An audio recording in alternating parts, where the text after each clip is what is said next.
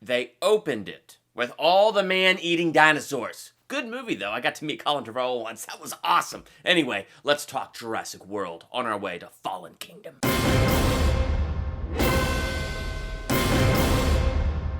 Welcome to Durbania. I'm Durbin, and this is my theological analysis for Jurassic World. I love this franchise so flippin' much. So in my excitement for Jurassic World Fallen Kingdom, I've been going through and doing analyses of all the Jurassic Park movies, and it has been an absolute blast to do so. I got to see the first 5 minutes of Jurassic World Fallen Kingdom at the Jurassic Park 25th anniversary Universal Studios Hollywood deal, and that was awesome. It was beautiful, and I absolutely cannot wait to see the rest of this movie. But when I look at the Jurassic Park franchise, I feel like, especially those first 3 Jurassic Park movies, are a great picture of this verse from the Bible. Pride comes before the fall. Like, pride only leads to one place, to a fall. And those first 3 movies follow a very similar pattern. Man thinking they have control, man actually does not have that control, and lots of death, dismay, and destruction. God creates dinosaurs. God destroys dinosaurs. God creates man. Man destroys God. Man creates dinosaurs. But when you hit Jurassic World, I feel like there's a different picture there. And it is the picture of humility.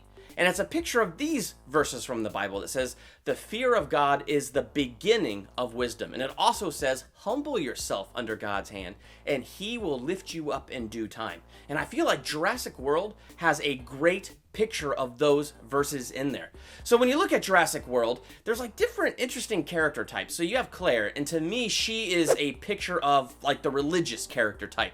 Like, she is so about the rule of law and the rules of this and the rules of that. Like, she has no capacity for relationship. I never wanted a second Prints date. out an itinerary for a night out. I'm an organized person. When you watch the movie, go back and check this out.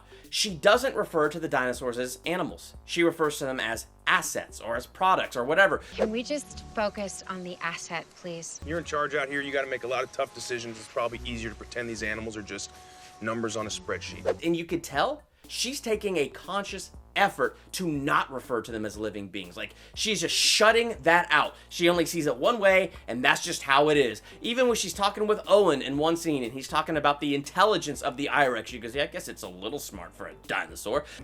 So she's intelligent then? For a dinosaur? To her, it's like a begrudging admission because she can't see them as living beings because they're products made by a company. So that's just like where her mindset is at. So the ironic thing is she's running a park of dinosaurs and she's not in touch with these dinosaurs or their nature at all whatsoever. It's like how sometimes you could be running a church and get so caught up in the religion of it all, you forget to have a relationship with God and a relationship with people. It's just all about filling those pews and using God as a means to do that. And so it's interesting because to me, that's the character type she represents. Then you have Maserati, who is so touchy-feely. How are my dinosaurs feeling today? We don't have a way to measure the animal's emotional experience. Sure you do. You can see in their eyes, right? Of course. Well, he's so touchy-feely about it. He has no like healthy respect for their nature until we get deeper into this movie and he actually sees their nature. Thankfully, he does wake up. So that's an awesome redeeming thing about his character, but still at the same time, it's just like, that's what he firmly represents to me, being so touchy-feely about it, no respect for their nature. Then you have Hoskins. And Hoskins is everything I've been talking about and the rest of the Jurassic Park movies. That picture of pride. Oh, you come here and you don't learn anything about these animals except what you want to know. You made them and now you think you own them. We do own them. When he looks at Owen, he sees a man controlling a beast. He doesn't see the truth of the situation because he doesn't want it. He sees what he wants to see, and that's not the truth, but he's seeing what he wants. So he's seeing, I can weaponize these things and make tons of money. Woohoo! So that is his entire thought process through this whole thing, and he is so hard-hearted, he is not going to change, and he will never see anything different. Owen is totally different because he is the picture of the things I was talking about. The fear of God is the beginning of wisdom. When it talks about the fear of God, it's not referring to being terrified of God or afraid of God. It's referring to having that awe and respect for his nature and for who he is. Owen has that healthy fear of the velociraptors. He's not afraid of them, but he has that awe and respect for their nature, their power, and what they're capable of. Here's the interesting thing. He is humbled himself under their nature, under their pack order, how they live and be and do things. He's humbled himself under their nature. And in doing so, the raptors now see him as one of their own, as one of their pack. But more than that, they see him as the alpha. So humility led to him being lifted up. It led to him having this position of authority over the raptors because he understood who and what they were. He took that time to build that relationship with them, and he humbled himself under their nature, so he has become their alpha. It's not about control. Stand down. It's a relationship based on respect. So humility, not pride, is the one that actually leads to a high position. It's the one that actually leads to being lifted up. And Owen is such a great picture of that. Clare eventually sees this. And seeing how Owen lives his life and how he treats these animals and things like that. And so finally when that long-necked dinosaur, I don't know whether it's a Diplodocus, it's not a Brachiosaurus because the nose holes aren't up here on the forehead, but whatever it is, she sees the long neck dying in the grass. And for the first time, she sees it as a living, breathing animal. And in seeing it as a living, breathing animal, she begins to wake up to the reality of what's around her. Maserati, after finally seeing the I-Rex that he was trying to defend, kill people, and now everybody in this park is in real danger, he was so touchy-feely, but now he's seeing the power of these creatures and their nature and what they are. And now he's finally developing that respect for it. So we see that stuff begin to awaken. But let's focus on the fact that when we look at Owen, it is his humbling himself under the raptor's nature that lifts him up to that position of being alpha. To the point that Clare, her nephews, and himself are in danger at the end, surrounded by velociraptors, and the I-Rex was the one that sent the raptors to kill them.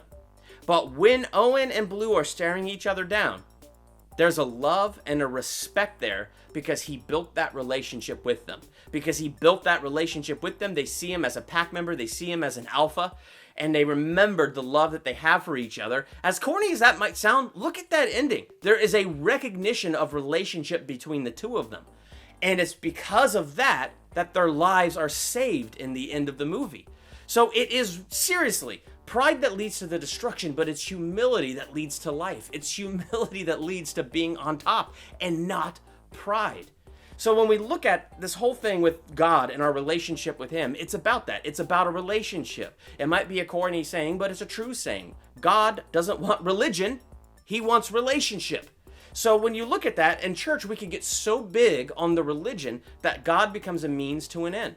We get so caught up in the rules, the laws, the do's and the don'ts, and how do we fill these seats and all that stuff. Whatever it is, we get so caught up in the do's and the don'ts, we forget to actually have the relationship with God. We forget to humble ourselves under his hand and let him lead us. Or we get so touchy-feely that we have no awe and respect for who he really is and his power and what he's capable of. Or sometimes we get so hard-hearted that it's just like, well, yeah, it's bad. So the truth is, there's always that time as we're breathing to humble ourselves under God's mighty hand. And humbling ourselves under his hand is humbling ourselves under love's hand. It says in the Bible, God is love. So when we humble ourselves under his nature and under his being and his personality, that's what we're humbling ourselves under. And then he lifts us up at the right time.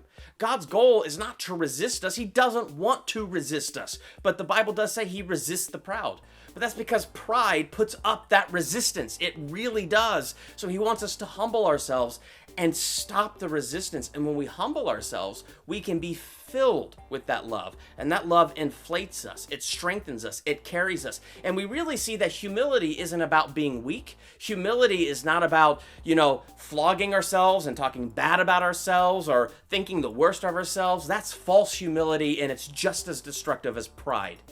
Confidence comes from knowing who we are in Christ, and when we humble ourselves under his hand in his nature, he shows us who he made us to be. He shows us what we can be in that relationship with him, and that relationship saves. That humility leads to life. That correct posture of humbling ourselves leads us to that place of being lifted up, and it's an incredible interesting, fascinating thing. So in our lives, we can't forget it's about love and it's about relationship. And when we humble ourselves under God's hand, we are lifted up. And when I look at Jurassic World, there's that picture. So many people with pride, engine with pride, constantly leading to all kinds of destruction.